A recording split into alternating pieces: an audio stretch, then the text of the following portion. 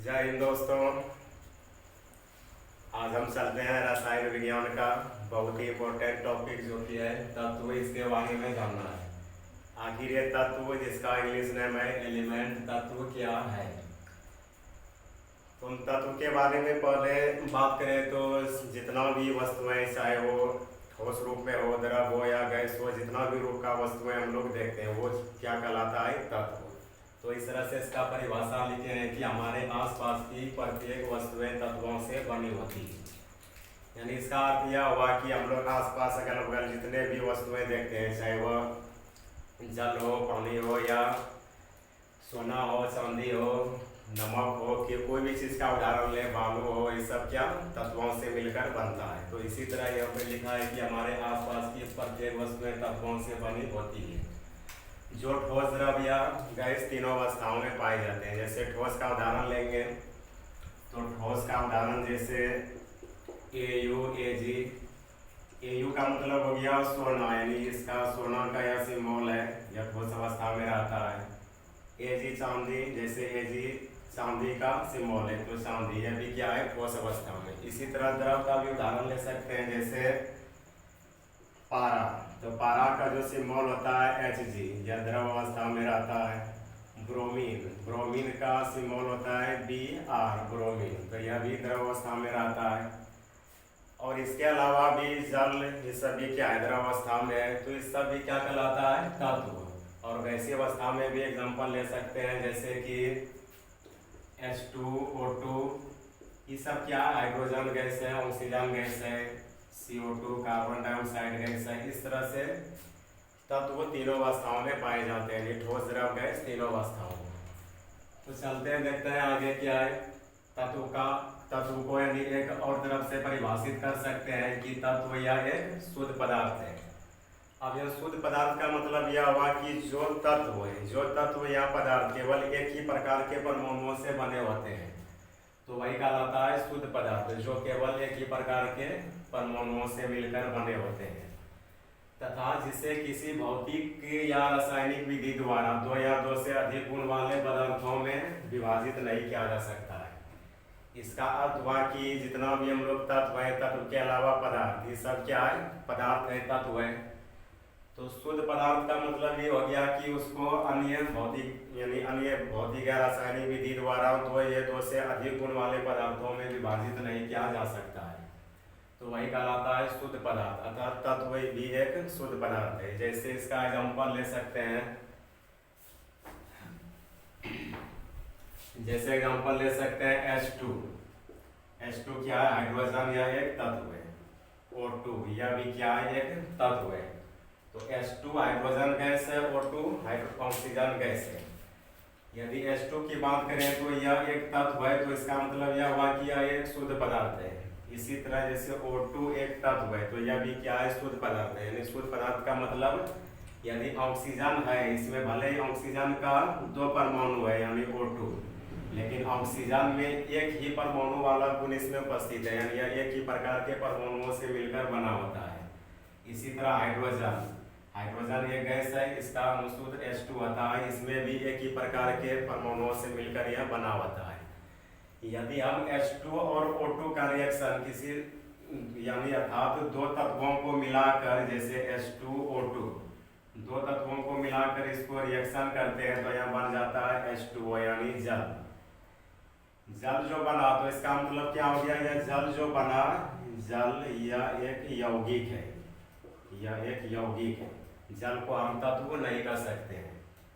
अब जल को हम तत्व क्यों नहीं कर सकते हैं, क्योंकि यह एक यौगिक है, इसमें दो गुण वाले पदार्थों का मिलन हो चुका है, रिएक्शन हो चुका है, यानी हाइड्रोजन और ऑक्सीजन।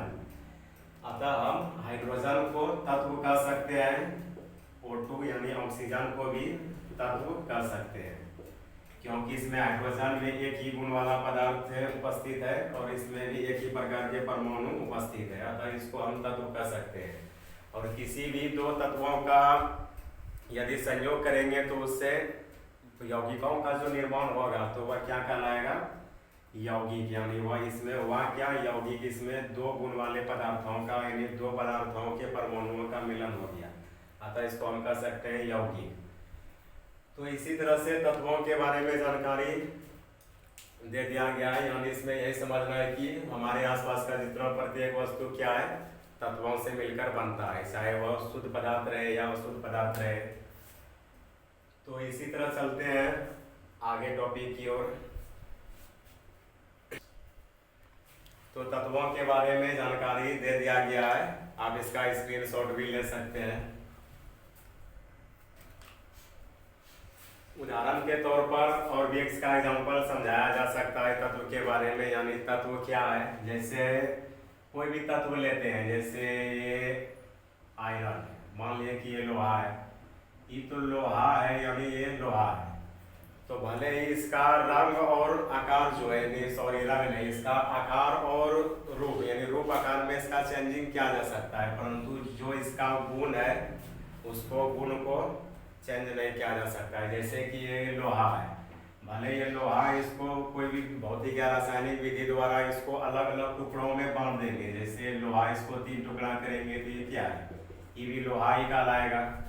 या तो थोड़े कि लोहा से कोई सोना या चांदी बना ले, ऐसा तो नहीं है। तो यानी इसका मतलब यही हुआ कि लोहा यानी इसमें एक ही प्रकार के परमाणु उपस्थित रहते हैं, अतः इसे हम शुद्ध पदार्थ कह सकते हैं। जैसे हम H2O लेते हैं, H2O क्या है, यह एक तत्व नहीं है, यह एक यौगिक है, क्योंकि यदि H2O का इसको हिट करेंगे तो इससे क्या होगा, H2 हाइड्रोजन और O2 दोनों गैस इससे मुक्त होगा। तो इसमें 2 गुण यानी 2 परमाणु वाले परमाणुओं का इसमें मिलन है, एक हाइड्रोजन और ऑक्सीजन, यानी इसको हम तत्व नहीं कर सकते हैं। तो इसी तरह जैसे और मान लिया ये सोना है, तो इसका भले आकार आकृति में चेंजिंग किया जा सकता है, इसका 2-4 टुकड़ा करेंगे तो ऐसे 2-4 टुकड़ा होगा। तो ये जो टुकड़ा होगा तो ये भी क्या है, सोना का ही टुकड़ा है, अतः इसको हम कह सकते हैं कि यह क्या है, तत्व है। यानी इसका मतलब यही हुआ कि इसको इसमें एक ही प्रकार के परमाणु वाले गुण मौजूद होते हैं। तो यहाँ तक समझ गए तत्वों के बारे में, यानी जितना भी प्रकृति में पाए जाने वाला पदार्थ है वह क्या है, तत्वों से मिलकर बनता है, चाहे वो पदार्थ शुद्ध हो या अशुद्ध हो। तो शुद्ध पदार्थ क्या है, तत्व क्या है, यौगिक तत्व के बारे में तो जानकारी दे दिया गया है। अब पदार्थ किसे कहते हैं, शुद्ध पदार्थ किसे कहते हैं, यौगिक, मिश्रण, इसी तरह इसके अंतर्गत ये सब क्वेश्चन आता है, जो कि सब आगे का वीडियो में समझा दिया जाएगा। तो आगे समझते हैं इसमें कि तत्व जो है, यानी प्रकृति में तत्वों की संख्या कितनी है। तो अभी तक वर्तमान में जो ज्ञात प्रकृति में तत्वों की संख्या है वह कुल 118 है। यानी इसको पहले हम लिख लेते हैं कि वर्तमान में कुल तत्वों की संख्या 118 है। यानी प्रकृति में वर्तमान में कुल तत्वों की संख्या 118 है। 118 तत्वों में ही कुछ तत्व ठोस है, कुछ तत्व द्रव है और कुछ तत्व गैस है। तो 118 तत्व जो है, तो इसी में 91 तत्व जो है, 91 तत्व वह धातु है, यानी 91 तत्व धातु है। इसमें हो गया 20 तत्व, ये है अधातु। और बात करें आगे तो 7 तत्व इसमें बच जाता है, तो 7 तत्व जो है यह उपधातु है। यानी प्रकृति में मौजूद तत्वों की संख्या जो है कुल 118 है, जिसमें कि 91 तत्व धातु है मेटल, और 20 तत्व अधातु है, और 7 तत्व क्या है, उपधातु। तो इसी तरह कुछ धातु ठोस अवस्था में भी रहता है, कुछ द्रव अवस्था में भी। तो कौन धातु किस अवस्था में रहता है, तो उसी तत्व के बारे में यानी आगे वर्णन करेंगे कि उपधातु क्या है, धातु क्या है और अधातु क्या है। इस सब के बारे में एक एक करके आगे का वीडियो में वर्णन करेंगे। तब तक के लिए थैंक्स, धन्यवाद। आगे वीडियो में चलेंगे।